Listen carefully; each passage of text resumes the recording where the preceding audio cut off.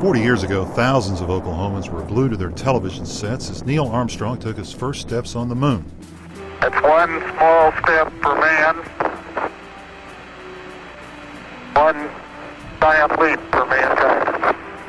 But there were dozens of Sooners in Houston working on the Apollo 11 mission. From the Mercury missions to the Mars rover, Oklahomans have played critical roles in space exploration. We are the only state that has had an Oklahoma, to have someone from their state involved in every aspect of the space program. Leroy Gordon Cooper was one of 7 astronauts involved in Project Mercury. The Shawnee native entered the space program in April of 1959. Cooper served as a capsule communicator for John Glenn's first orbital space flight. Space historian and documentary producer Bill Moore spoke with Cooper back in 2000. He talked a lot about those early days of spaceflight and how good it was because the astronauts were really involved. They each got an assignment. They would either work on the space suit, the electronic systems, the environmental systems, whatever it was. Each of them took a specialty. Cooper launched into space on May 15, 1963. He circled the Earth 22 times and logged more hours in space than the previous Mercury astronauts. Gordon Cooper, he was Oklahoma's pioneer. After the Mercury missions, Cooper would take part in Project Gemini. He was a command pilot for Gemini 5. Gemini 5 is significant from the standpoint it was really America's first breakout flight. Up till then, we had just been following the Russians. We'd been on their coattails. They flew for 8 days, and that was the longest mission of anyone up till then. That was also long enough to go to the moon, so we knew man could survive in space, because in the early days, they didn't know whether they could stay alive for 8 days in space. Another Oklahoman would be on the next Gemini mission into space.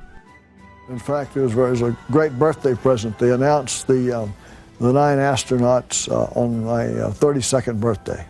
General Thomas Stafford piloted Gemini 6. The Weatherford native would be part of the first rendezvous in space.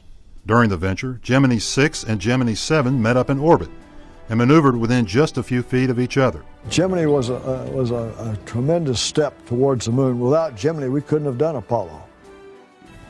Stafford was in the command chair 4 years later on Apollo 10, the first flight of the lunar module to the moon. Here, Houston, Apollo 10, you can tell the world that we have arrived. Roger, 10, it's good to hear from you. I couldn't believe this thing. Stafford would scan the surface of the moon and map the terrain. So here we come across the Sea of Tranquility. And right in here was the Apollo 11 landing site. And down here there was, to the left, that's what I named the Oklahoma Hills, in honor of my home state, the Oklahoma Hills, at a Weatherford crater there. Stafford also simulated the landing for the next mission. Now, the actual landing occurs from 50,000 feet above the moon on down. But he went down to 50,000 feet to simulate landing and then came back up, and of course rendezvoused and came back. Oklahoma City native Jerry Elliott was in mission control during Stafford's historic flight. Elliott was a retro fire officer for the Apollo missions. He was one of the men in charge of bringing the astronauts home. The success of the Apollo 10 that we had to have in order to accomplish Apollo 11. In fact, all of the missions prior to Apollo 11 gave a certain contribution and a certain confidence. It was hard to sleep the night before, just from a personal standpoint. The excitement of all the years of training, of education, of planning.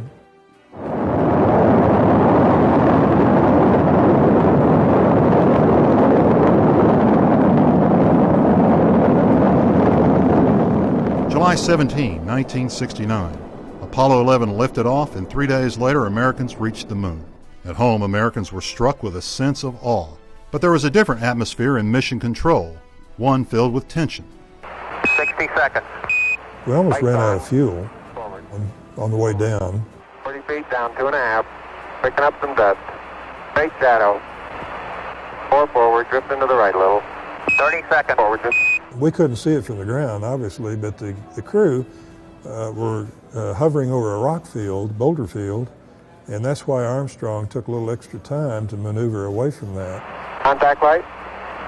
Okay, engine stop. We copy you down, Eagle. Houston, Tranquility Base here. The Eagle has landed. Apollo 13, probably the most famous flight of the missions other than Apollo 11. Jerry Elliott was the lead retrofire officer for Apollo 13. I think on Apollo 13 it was our common sense that brought us through most of the problems that we encountered. Elliott was on the ground while OU graduate Fred Hayes was on Apollo 13. When he lost the landing, he was very upset about losing the landing. That realization hurt him more than the fact that they were in danger. On April 13, 1970, 2 days after the crew lifted off, a fault in the electrical system caused an explosion. The blast took out the power and the oxygen tanks in the service module, but the command module air supply remained intact. It tested our knowledge, our convictions of being able to do what we needed to do. It was a supreme test of competence and patience and endurance in the face of hardship. There was no sense of defeat. The crew of Apollo 13 climbed aboard the lunar module and used it as their lifeboat on the return. We knew that the astronauts were coming home. We didn't know that they'd make it safely down to the landing part because we didn't know that the integrity of the heat shield had been compromised or not. So there were still a lot of unknowns until we saw the chutes open and the call out from the crew. We knew that they were safe and they were here. Elliott's next and final mission was less dramatic, and he would once again be working with Tom Stafford. Historians can look back on it now and see that this was the mission that began the thawing of the Cold War. In 1975, Stafford was the commander of the Apollo-Soyuz test project. It was a joint space flight which led to the first meeting in space between the American astronauts and Soviet cosmonauts. I think General Stafford is extremely proud of his part in the Apollo-Soyuz mission because he sees it as a major turning point in international relations, in our space program, and how it's become a cooperative effort now. Shannon Lucid would also spend time with Russian cosmonauts. She talks about how Tom Stafford paved the way for that to happen because he had opened up that window with the Russians. In 1996, the Bethany Navy spent 6 months aboard Mir, the Russian space station. Until the International Space Station, Lucid held the record for the longest time in space for a woman. An Oklahoman from Wetumpka helped create the International Space Station. John Harrington traveled to the now famous space station in 2002 aboard Endeavour. When he was applying for the astronaut corps, he said there was a big panel that he had to appear before, and they asked him all kinds of questions. And the last one is, why do you think you could be a good astronaut? And he said, I like to tinker. He said, I like to tinker on cars. I like to work with things. His love of tinkering would come in handy for his mission. During 3 spacewalks, Harrington installed a truss on the International Space Station.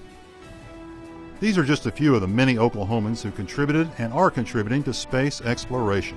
Local space historian Bill Moore has been interviewing these pioneers for 9 years. He, along with OETA, are working on a 5-part series that will air in 2010. We are the only state that has had an Oklahoma, to have someone from their state involved in every aspect of the space program.